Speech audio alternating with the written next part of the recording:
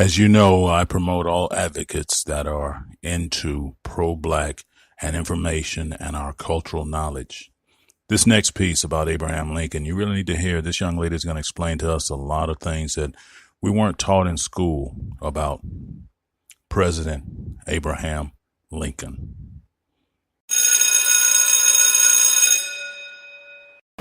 Under colonial education, black children have learned for many years that they should have admiration for the 16th President of the United States of America, Abraham Lincoln, the great emancipator, the great humanitarian, because he freed blacks in America.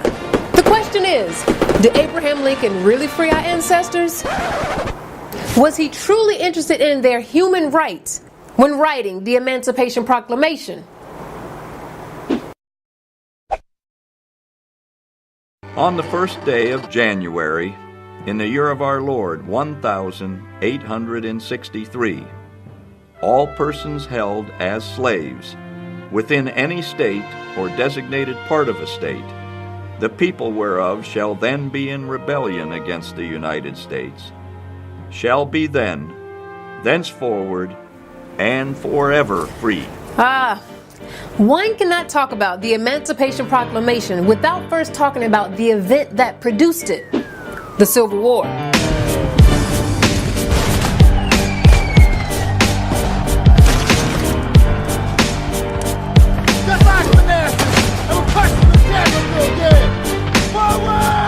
It must be understood that the leaders of this cotton slave system dominated the South.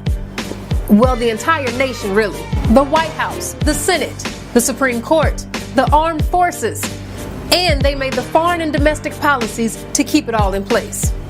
The Northerners founded a party, the Republican Party. This wealth system of the North was more industrial. They won the election, now taking control, and that sought to dominate and control the expansion of white power into the West. Because basically whoever could control this new expansion could control the Union.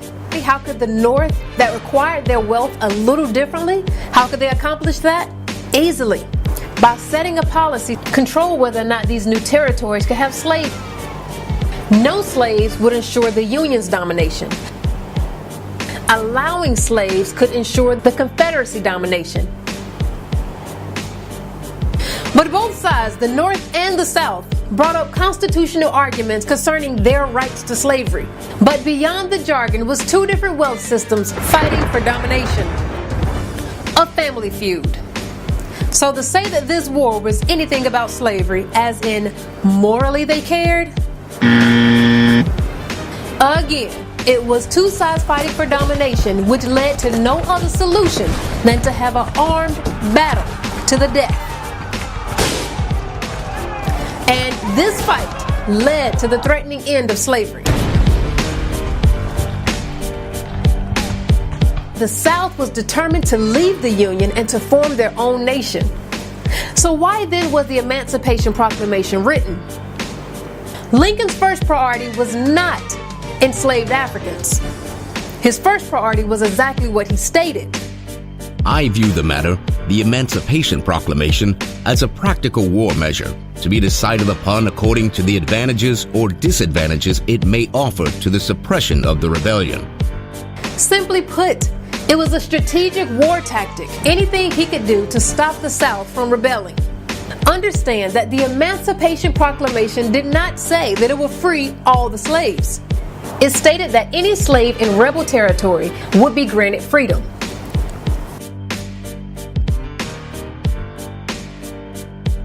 Even still, he couldn't force the Confederacy to follow his orders to free slaves, but it gave blacks a chance to uprise, many of which escaped to fight alongside the Union Army. So those slaves who did gain their freedom, they escaped a very oppressive slave system. They took the risk of being tortured, and they fought for their freedom. But please note, Abe Lincoln was reluctant to arm slaves to rise up against their masters and sabotage production, in fear that they'd fight an independent struggle, like the blacks in Haiti. But to have a chance at winning this war, they needed the enslaved Africans. But let's look at the Emancipation Proclamation even closer. How can we prove that this document wasn't about the moral need to be just to black people? It stated that it would free slaves only within rebel territory.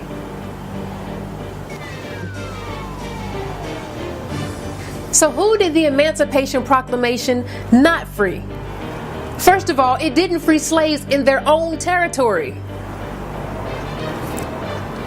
And it didn't free slaves owned by loyal slave owners within the rebel territory that sided with the Union. They were basically granted amnesty from the Emancipation Proclamation. So was Abraham Lincoln personally interested in our human rights? Or was he simply a politician interested in achieving his goal? On August 14th, 1862, Abraham Lincoln invited free black ministers to the White House to have a conversation. Oh my God, does that sound familiar? And I'm just encouraging the black Americans especially, because already there's a move of God. There's more people that are saying, I'm voting for Donald Trump. I'm not voting for the Republican, but I'm voting for Donald Trump. Are we still inviting black ministers to help brainwash the rest?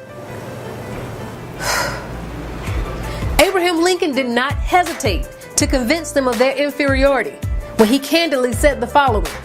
I will say that I am not, nor ever have been, in favor of bringing about in any way the social and political equality of the white and black races. That I am not, nor never have been, in favor of making voters or jurors of Negroes, nor of qualifying them to hold office, nor to intermarry with white people. And I will say in addition to this that there is a physical difference between the white and black races, which I believe will forever forbid the two races living together on terms of social and political equality, and inasmuch they cannot so live, while they do remain together, there must be the position of superior and inferior, and I, as much as any other man, am in favor of having the superior position assigned to the white race. We can't say that old Abe never told a lie, but we can say that he was very honest about how he felt about black people. Lincoln did not want an America where blacks and whites were living together.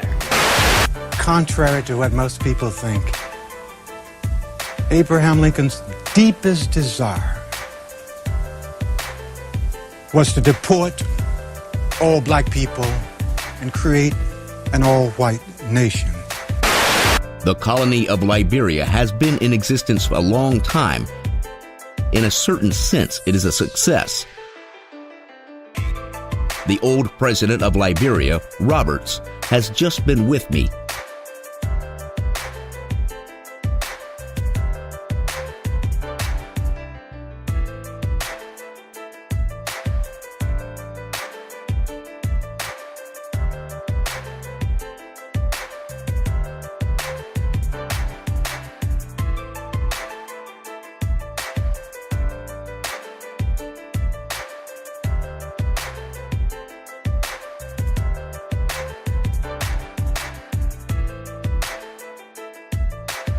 The first time I ever saw him, he says they have within the bounds of that colony between 300,000 and 400,000 people, or more than in some of our old states, such as Rhode Island or Delaware, or in some of our newer states, and less than in some of our larger ones. They are not all American colonists or their descendants. Something less than 12,000 have been sent thither from this country. Many of the original settlers have died, yet, like people elsewhere, their offspring outnumber those deceased. Oh wait, there's more. Our republican system was meant for a homogeneous people.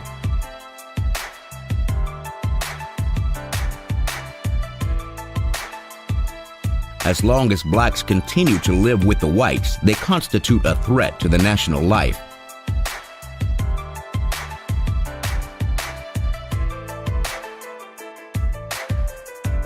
Family life may also collapse, and the increase of mixed breed bastards may someday challenge the supremacy of the white man.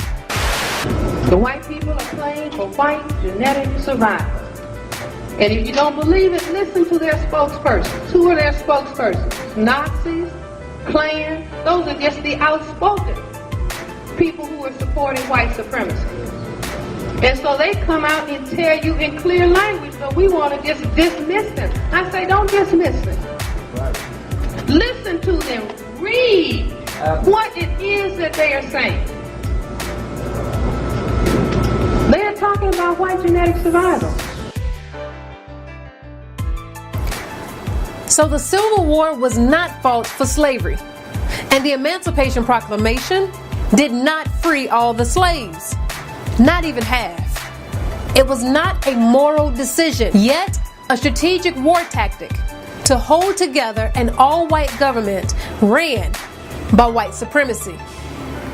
And when you understand that, you understand that it was politics as usual.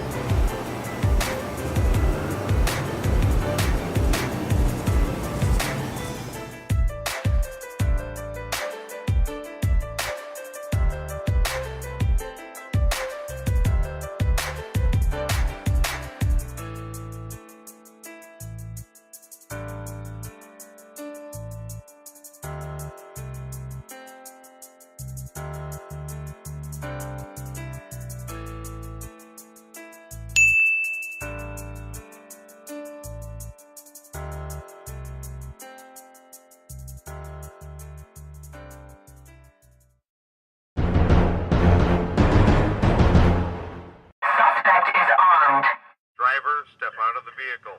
Passenger, step out of the vehicle. Keep your hands in the air. Walk backwards towards the sound of my voice.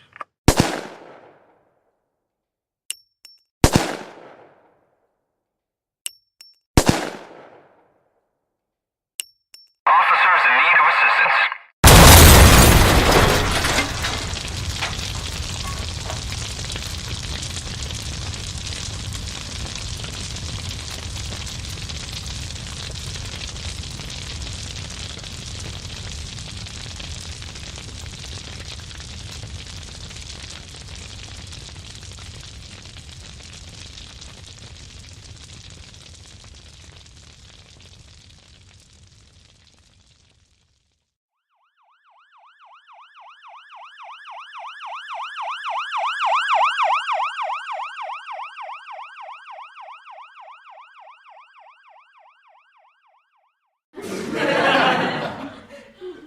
You are listening to John Henry Drums, home of the Melanin Mind Matters University.